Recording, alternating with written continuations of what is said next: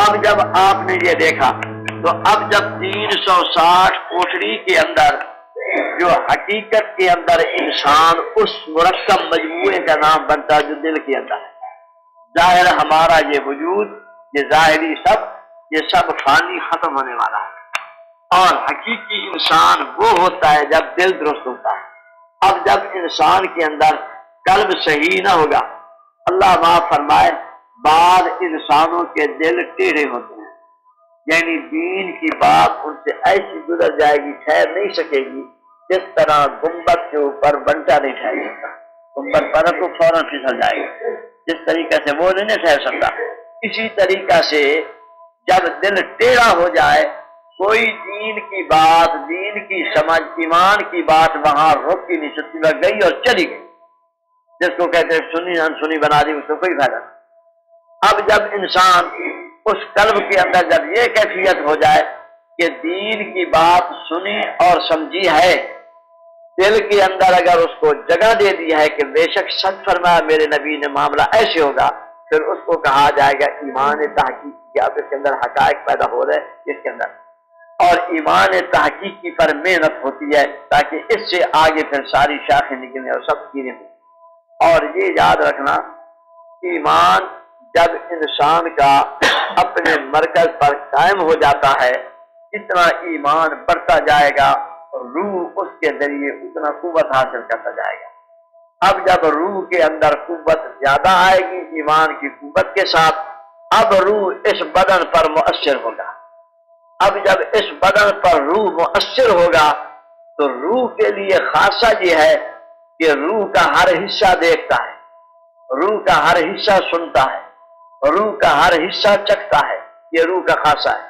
تو جب روح کے احکام غالب ہو گئے، پھر یہ ہوتا ہے کہ سارا بدن گویا کہ آنکھ بنا ہوا ہے۔ یوں سمجھے جس طرح حضرت مولانا عبد الوہاب شعرانی رحمۃ اللہ علیہ نے لطائف المنن کے اندر یہ لکھا ہے کہ پھر کیفیت یہ ہوتی ہے کہ آنکھ سے انسان سنتا ہے اور کان سے انسان دیکھتا ہے، یعنی یہ کیفیت ہے۔ اللہ رب العزت ایسے سکھا دیتا ہے۔ تو اب اس کے لیے محنت کی ضرورت ہوتی ہے۔ حضور علیہ الصلوۃ والسلام کے زمانے میں صحابہ آئے، ایمان شہودی فوراً ملا اور وہ کامیاب، اور پھر 3 دور تک تو یہ کیفیت تھی۔ اس کے بعد پھر اب آگے محنت، جب تک انسان کی ایمان پر اور قلب پر محنت نہ ہوگی، اتنے تک ایمان کا دل کے اندر ٹھہرنا مشکل رہتا ہے، کیونکہ ایمان بہت زبردست چیز ہے، ہر قلب اس کے اٹھانے کا متحمل بھی نہیں ہوتا۔ اللہ تبارک و تعالیٰ یہ ہمیں ایمان عطا فرمائے۔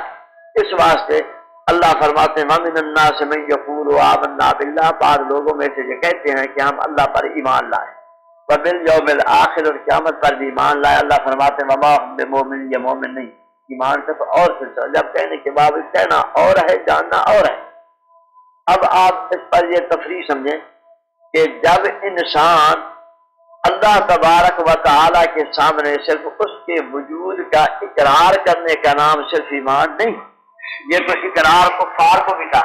قُلْ مَن يَرْزُقُكُم مِّنَ السَّمَاءِ وَالْأَرْضِ أَمَّن يَمْلِكُ السَّمْعَ وَالْأَبْصَارَ وَمَن يُخْرِجُ الْحَيَّ مِنَ الْمَيِّتِ وَيُخْرِجُ الْمَيِّتَ مِنَ الْحَيِّ وَمَن يُدَبِّرُ الْأَمْرَ فَسَيَقُولُونَ اللَّهُ۔ اللہ تعالیٰ فرماتے ہیں کہ ان سے آپ سوال کریں نا، کون رزق دیتا ہے تمہیں آسمانوں اور زمین سے؟ کون ایسی ذات ہے جو مالک ہے تمہاری آنکھوں اور کانوں کی؟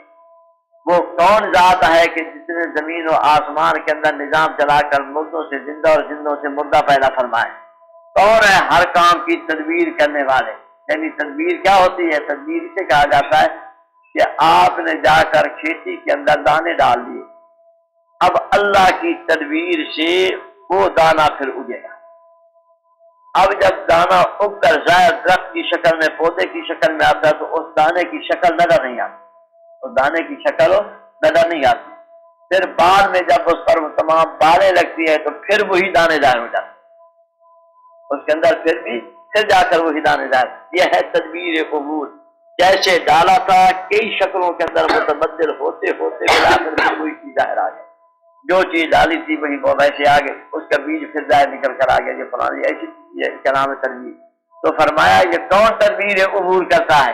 تو میرے نبی پہ اللہ نے جب یہ فرمایا تو حضور علیہ السلام کو اللہ نے یہ فرمایا کہ فَسَيَقُولُونَ اللَّهُ، سارے کافر کہیں گے یہ سارے کام اللہ کرتا ہے۔ تو اللہ تعالیٰ کی یعنی ان تمام چیزوں پر اب ہمارا ایمان بھی کافر کہہ رہے ہیں تو فرق ہمارا کیا ہوا؟ تو ہے بات۔ اور حضور علیہ السلام کی نبوت کا اتنا یعنی ہر ایک کو باوجود نہ ماننے کے سمجھتے تھے کہ ہے یہ سچ اور ہے یہ حق نبی، کیونکہ حضور علیہ السلام جب تشریف لاتے تو آپ کے چہرہ مقدس کے اندر وہ جمال اور وہ جلال اور وہ ہیبت اور وہ روب اور وہ اس کے اندر انوارات اور تجلیات الہی کا اظہار ہوتا تھا۔ ہر کافر دیکھ کر کہتا تھا کہ حاضل وجہ لیس بکذاب، ایسے انسان کا چہرہ جھوٹا نہیں ہوتا، یعنی ہر کافر مان جاتا تھا۔ الذین آتیناہم الکتاب یعرفونہ کما یعرفون ابناءہم، جن کو ہم نے کتاب دی ہے نا، اہل کتاب حضور علیہ السلام کی ایسی معرفت رکھتے ہیں جس طریقہ سے اپنے بیٹے کی انسان کو پہچان ہوتی ہے، ابناءہم یعنی بیٹوں کی۔ کیوں؟ بیٹے کے جب کھنگورا مارے گا سمجھ جائیں گے فلانا آ رہا ہے، یہ ہے نا بات۔ اور اگر وہ چل رہا ہے لیٹے پڑے تو پتہ چلے گا بھائی یہ چل کے آنا تو اس کی دلیل جو یہ پاؤں کی قدم اور زمین کی ساتھ فلانے اور سمجھ آتا ہے۔ اس طریقے سے فرمایا میرے نبی کی ہر بات ان کے اندر ہے نبی کو، لیکن مانتے نہیں، جانتے ضرور، جانتے اور ماننے میں بڑا فرق ہے۔ یہ بات آگے۔ اور اب آپ اس پر غور فرمائیں، تمام ملل، تمام یعنی دین چاہے باطن ہے یا دین حق اسلام کا ہے، کسی سے بھی کرن ہر ایک مجازات کا قائم ہے۔ مجازات کسے کہا جاتا ہے؟ کہ یعنی جو کچھ یہاں کریں گے نا آگے اس کا بدلہ ہوگا، اس کو کہا جاتا ہے مجازات۔ کوئی کافر یہاں تک کہ ہندوؤں کے ویدوں میں، سکھوں کی گرنتھ میں اور اسی طریقے سے آریہ سماج کی شلوکوں میں، اس طریقے سے ہر جگہ پر آپ دیکھو وہ ضرور یہ کہیں گے، لیکن فرق یہ ہے کہ ہم کہتے ہیں کہ یہ جہان فنا ہو جائے گا اور اگلا جہان عالم آخر سے وہاں اللہ رب العزت یہ کہتے ہیں۔ ہندو لوگ یہ کہتے ہیں کہ نہیں، کسی کے اندر جون بدلتا رہے گا، جہان یوں ہی رہے گا، کبھی وہ انسان کتے میں آ گیا ہے، اگر انسانی شکل میں غلطی کی تھی تو کتے میں آ گیا، اس کا جون بدلتے رہے، کئی جونوں کے اندر پھر لوٹ کے پھر وہ آ جاتا ہے۔ تو اس طریقے سے یہ ان کے، لیکن وجادات کے سب قائل، کوئی ان کو مومن نہیں کہے گا کہ جی قیامت کو مانے، خدا تعالیٰ کی عدالت کو مانے، لیکن مومن کوئی نہیں کہے گا۔ اب اگر ایک مومن اس چیز کو تسلیم کر لے کہ جتنے سارے کافر بھی کر رہے ہیں تو اس مومن اور اس کے درمیان فرق کیا ہوگا؟ فرق اب یہ ہوگا کہ وہ مومن، ایک کافر اتنی بات کہہ رہا ہے، مومن اس کو دیکھ رہا ہے، یہ ہے فرق کہ مومن کو مشاہدہ حق ہے، ہر چیز کو وہ دیکھتا ہے، اس کے سامنے چیز آ جاتی ہے، اللہ تعالیٰ اس کو کھول دیتے ہیں۔ اب جب وہ مومن دیکھتا ہے اس کا ایمان مشاہدے والا ہو جاتا ہے، اور کافر کا ایمان وہ جو اگر ایسی باتیں کر رہا ہے لیکن اس نے جانتا ہے، ماننا اور تھا، مانے گا جب انسان جب کی حقائق سامنے آئے۔ تو اللہ رب العزت رحم فرمائے، جب تک انسان ان چیزوں پر جہاں ہمارا ایمان ہے، ان چیزوں کے شہودی طور پر اس کو نظر نہ آئے نا، اتنے تک ایمان کا خطرہ رہتا ہے، کیا پتہ ایمان کس پر تک چلا جائے۔ جب یہ چیزیں شہودی طور آ جاتی، اب آپ نے تلاوت قرآن مجید کی کری ہے، تلاوت کے نور آپ کے سامنے منکشف ہوگا، جب آپ کی یہ محنت و نفس پر آپ بول ڈالیں گے اس کا نور منکشف ہوگا۔ آپ نے پڑھا ہے الحمدللہ، یعنی بڑا سبح للہ ما فی السماوات و ما فی الارض، جب آپ کے منہ سے یہ نور نکلے گا فوراً پتہ چلا سفید میں یہ پتہ چل جائے گا۔ اس طریقے سے یعنی آپ سارے قرآن میں، قرآن مجید کے اندر 3 نور چلتے ہیں۔ ایک نور ہوتا ہے سفید، جس میں حضرت حق سبحانہ و تعالی کی صفات اور اس کی پاکیزگی اور اللہ تعالی کی توحید اور اس کے اسماء مبارکہ جب آتے ہیں حضرت حق سبحانہ و تعالی کے، پھر اس کے اندر یہ ہوتا ہے کیا کہ انسان کو نور نظر آتا ہے۔ اور جب انسان سمجھتا ہے دعائیں آ گئیں، انبیاء کی تعید کی باتیں آ گئیں، تو اب جب یہ آئیں گی تو ان کا ایمان ہوگا سب، اس کا نور ہوگا سب۔ اور جب جہنم کا ذکر، کفار کی سرزنش اور ان کی برائیوں کا ذکر، جب اس کا نور اٹھے گا تو وہ نور کیسے ہوگا؟ زرد رنگ کا۔ تو تین انوارات قرآن مجید کے اندر موجود ہیں۔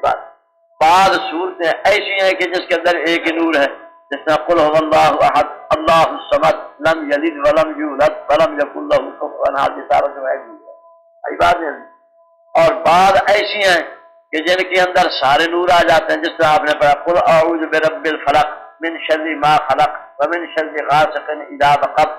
اب یہاں تک نور سفید، آگے ومن شر النفاثات فی العقد ومن شر حاسد اذا حسد، یہ زیادہ نور آ گیا۔ بات ہے۔ اب جب انسان ان انوارات کو دیکھتا ہے اس کا ایمان بالمشاہدہ ہوتا جاتا ہے، اس پر محنت کرنی پڑتی، اس پر محنت کے بعد پھر یہ چیزیں مشاہدے میں آ جاتی ہے۔ جب ایمان شہودی ہو جاتا ہے پھر اس واسطے ایک ہے توحید، ایک ہے تعظیم، ایک ہے اللہ تبارک و تعالیٰ کو واحد جاننا، یہ ہے توحید، کہ اللہ رب العزت کو ہم ایک سمجھتے ہیں کہ اس کی ذات ایک ہے، اول بھی وہی، آخر بھی وہی، ظاہر بھی وہی، باطن بھی وہی، تمام چیزیں ہم ایمان لائے ایک پر، اور ایک ایسا ایک ہے کہ جس سے پہلے کوئی ہے ہی نہیں۔ جس طرح حضرت امام اعظم ابو حنیفہ کوفی رضی اللہ عنہ کے پاس ایک آیا، انہوں نے سوال کیے کچھ، ایک سوال یہ کیا کہ یہ بتاؤ کہ تم کہتے ہو کہ اللہ تبارک و تعالی ہے، بے شک ہے، تمہارا عقیدہ ہے۔ اب یہ ہے کہ اب یہ کہتے ہو کہ یہ چیز زمین بنائی خدا نے، آسمان بنائے خدا نے، شمس و قمر بنایا خدا نے، یہ سمندر پہاڑ بنایا خدا نے، تم نے انسانوں جنوں کو پیدا کیا خدا نے، سب کچھ سب کچھ۔ تو اب یہ ہے کہ کب سے خدا ہے، اس سے پہلے کون تھا؟ آخر خدا جو ہے کوئی چیز پہلے بھی تو ہونی چاہیے، تو پہلے اس سے کون تھا؟ تو حضرت امام آدم رضی اللہ عنہ نے فرمایا کہ تو جن سے تمہیں آتے ہیں؟ کہا ہاں، تو گن۔ اس نے شروع کر دیا 1 2 3 10 تک پہنچا۔ امام صاحب نے فرمایا نہیں، پھر گن، تو نے صحیح نہیں ہے، تمہارے مجھے 10 کی گنتی نہیں آتی۔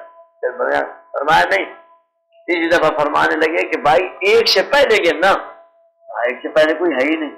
فرمانے لگے جب تمہارے اسماء اعداد کے اندر گنتی کے حصوں میں، ان حصوں میں ایک سے پہلے کوئی نہیں ہے، تو خدا سے پہلے کون ہو سکتا ہے؟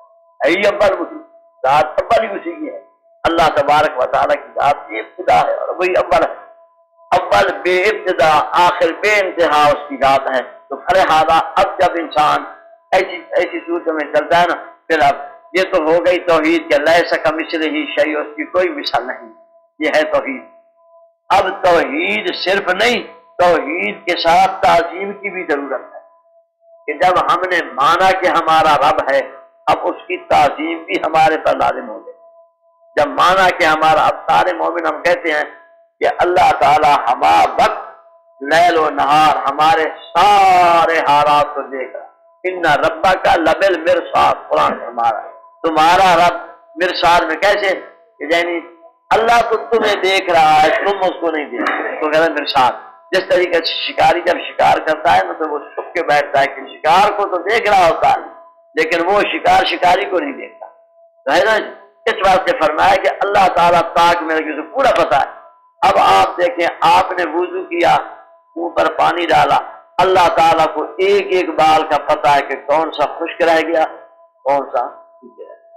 ریت پر آپ چلتے جا رہے ہیں، آپ چلے ریت پر، مٹی پر، آپ کو نہیں پتا کہ اس پر کس کس کے قدم لگے ہیں، خدا کو سارے قدموں کا پہلے بھی علم ہے، تو بعد میں آنے والے جو قدم لگیں گے اس کو بھی ہے، اور اللہ رب العزت کو یہ بھی علم ہے کہ یہ ریت کہاں سے اڑ کر یہاں آئی ہے اور پہلے کہاں تھے۔ سارے سائنسدان جمع ہو جائیں، ریت کا ایک دانہ نہیں بنا سکتے، کوئی قوت ختم، یعنی اصل خارق ہوا۔ اب جب اللہ رب العزت کو ہم نے یہ سمجھ لیا کہ اللہ تبارک و تعالی ہمیں دیکھتے ہیں، سنتے ہیں، سب کچھ، اب ایمان تو ہمارا ہے یہ کہ ہم نے اب اس ایمان کا ٹھہراؤ قلب میں جب آ جائے، پھر خدا کو مانتے ہوئے اس کی نافرمانی نہیں ہو سکتی، سوال پیدا نہیں ہوتا۔ جب انسان دیکھ رہا ہے کہ میرا رب میرے سامنے ہے، وہ دیکھ رہا ہے کہ میں کیا کر رہا ہوں، نافرمانی کا سوال پیدا نہیں ہوتا، خدا کی نافرمانی کرتے ہیں۔ تو جب یہ ایمان جب پختہ ہو جاتا ہے تو وہ مشاہدے کی صورت میں پھر انسان کا ایمان پھر جا کر اپنی جگہ پر ٹھہرتا ہے۔ اور پھر یہ ہے کہ آپ یاد رکھنا، جتنا ہمارے قلب کی صفائی ہوگی نا میدان حشر میں، اتنی ہماری آنکھوں میں بینائی ہوگی۔ جتنا ہمارا قلب ظلمت آلودہ ہوگا میدان حشر میں انسان اتنا اندھا اٹھایا جائے. فإنهم لا تعمى الأبصار ولكن تعمى القلوب التي في الصدور. اللہ فرماتے ہیں یہ آنکھوں کے اندھے نہیں ہیں، یہ دل کے اندھے ہیں. اور دل کے اندھوں کو فرمایا ومن كان في هذه أعمى فهو في الآخرة أعمى وأضل سبيلا. جو دنیا کے اندر دل کا اندھا ہے نا، قیامت میں یہ اندھا ہی اٹھایا جائے. ونحشره يوم القيامة أعمى. ہم اس کو جب اندھا اٹھائیں گے کہے گا رب لما حشرتنی أعمى، مجھے اندھا کیوں اٹھایا؟ اللہ تعالیٰ فرمائیں گے کہ میں اس واسطے تو دیکھتا تھا لیکن کیوں اندھا اٹھایا کہ تکرار کا تب کا آیاتنا فنسیتھا، میری ایتیں تیرے پاس آئیں تو نے بنا دی. اس سے یہ نہیں کہ مجھے قرآن یاد کر کے بھول گئے، یہ نہیں. اس سے مراد ہے کہ جو تمہارے اوپر ضرورت تھی قلب کے اندر جن چیزوں کے لانے کی تم نے اس کو بھلا دیا. خدا کے قرآن کی کتاب تم نے نہیں کی، نافرمانی کی ہے، جس پر بھولی بھلائی تھی. اس واسطے آج ہم نے تمہیں اندھا اٹھا دیا. اور اللہ معاف فرمائے قیامت کے دن کا اندھا ہونا بہت بڑی مصیبت ہے. اس سے بڑھ کر کوئی اور مصیبت نہ کوئی چیز دکھائی دے گی نہ کچھ ہوگا. اور یہ حالات ہوں گے قیامت کے دن کہ نہ کوئی ہاتھ پکڑنے والا نہ کوئی پتہ ہے، اور بھوک پیاس کوئی چیز دکھائی نہیں دے رہی اور پھر اندھا ہے. اللہ معاف فرمائے. اس واسطے حضور علیہ الصلوۃ والسلام دعا مانگتے تھے اللہم اجعل فی قلبی نورا وفی سمعی نورا وفی بدنی نورا وفی عینی نورا وفی عظمی نورا وفی لابی نورا. حضور دعا مانگتے اللہ میری آنکھوں میں نور فرما، میرے کانوں میں نور فرما، یہ سب. اور یہ ہے اللہ ہم پر رحم فرمائے. تو اب آپ سمجھ گئے یہ ایمان. اب احسان کا درجہ جو یہ ہوتا ہے کہ فرمایا کہ جب اللہ کی عبادت کرے انسان تو ایسے سمجھے کہ میرا اللہ مجھے دیکھ رہا ہے. یہ اول درجہ یہ ہے کہ میں اللہ کو دیکھ رہا ہوں. نہیں تو پھر کیا ہو؟ پھر یہ ہے کہ اللہ رب العزت مجھے دیکھ رہے ہیں. اس سے ترقی کر کے پھر خدا کے دیکھنے کی کیفیت پیدا ہو.